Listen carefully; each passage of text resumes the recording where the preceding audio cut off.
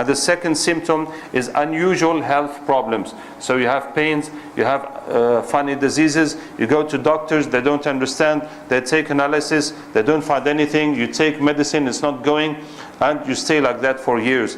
For example, if you eat sihr, it's going to give you pain in your stomach, and the doctors don't understand, and they give you medicine, it can go a bit better, then it comes back, you can go to surgery, but the problem is still here, and for years. So what's happening with your stomach, with your intestines? They're not understanding, and it is just sihr that you have eaten. And also, if you walk on sihr, it can give you pain in your legs, or heaviness, or skin problems, eczema, which is called psoriasis. So psoriasis is eczema that comes and spreads on the body and changes places. Sometimes it is itching, sometimes it is bleeding, sometimes it's having pus, and they're not understanding at all. They don't find any reason to this to come. They don't understand why it is in these different ways, and they have no clue for it. And that comes when someone has touched the sihr. Mostly he walks on it, and it could be an accident. You just walk somewhere, you walk on sihr. It could be put on your way in front of your house or in front of your business, and every time you're passing, it's coming into you. And there are many different illness that are due to sihr and jinn, as Allah Ta'ala says, كَالَّذِي يَتَخَبَّطُهُ الشَّيْطَانُ مِنَ الْمَسِّ, like the one who is shaked by shaitan being possessed, like possession and crisis of mashallah, how do you say, mental crisis, physical crisis, due to jinns, possession due to jinns. And the third symptom is unusual mental states. You get angry too much, mashallah, or you get depressed, you get sad too much, or you are anxious, you're having fears, or you can't concentrate, you can't memorize, you can't focus on something, or you are hearing voices, seeing things, and it can go all the way to madness. I give you an example. Some time ago, a couple came to me, and the lady told me she was seeing blood in her dreams, and I told her that means they made sihr with your menses blood. And when they do that to a woman, it will change her blood. That means it will change her feelings.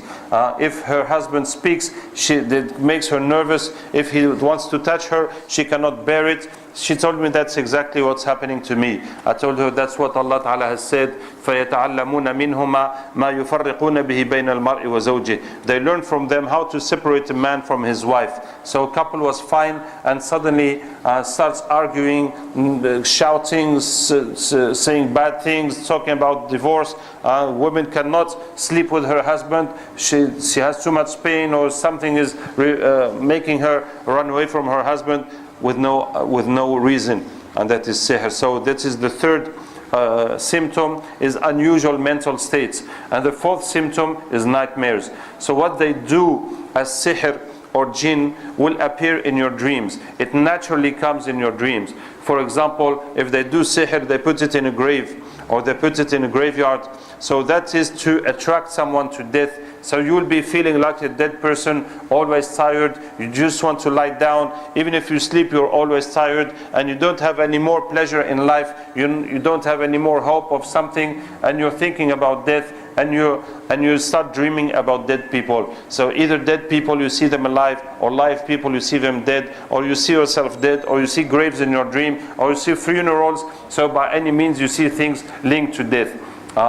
Because they have taken your photo or your hair or your clothes, they worked on it and they put it in a graveyard. So it is symbolically as if they have put you in the graveyard, and it is having that effect of death on you. When, for example, they put the sihr in water, and they put it in water, so your life will get ruined, like water going away, or as if you're building something in the water. So whatever you try to build, the water is removing it, or that your money will go like water. So when you get money, it's like you're taking water. By the time you raise your hands up, it's already empty. And this is how you'll be dreaming about water. So you can see rivers, you can see yourself crossing rivers, you can see rain falling on you, you can see yourself swimming or getting drowned, or a tsunami. By any means, you'll be seeing water in your dreams. If they put sihr in a high place, like in a tree or a mountain, that is meant to take your mental over the reality. So you'll be imagining things, like fearing things, or doubting on things, getting confused, but you cannot concentrate on essential things and elaborate constructive thinking. You'll always be wondering and thinking like in the clouds, and that will also envelop your life. So you'll be turning around in your life. Instead of going forward, you'll go turn round and round, and every time come back to your starting point. And you'll be dreaming about heights. You see yourself climbing or flying or going down or falling or slipping by any means, or in an airplane. You're going to see those things. So this is the fourth symptom of sihr and jinn and ayn. It is bad dreams. So this is how you can know that you have a problem of jinn and sihr and ayn. And the common point between these four symptoms is the difference between what is normal and not normal.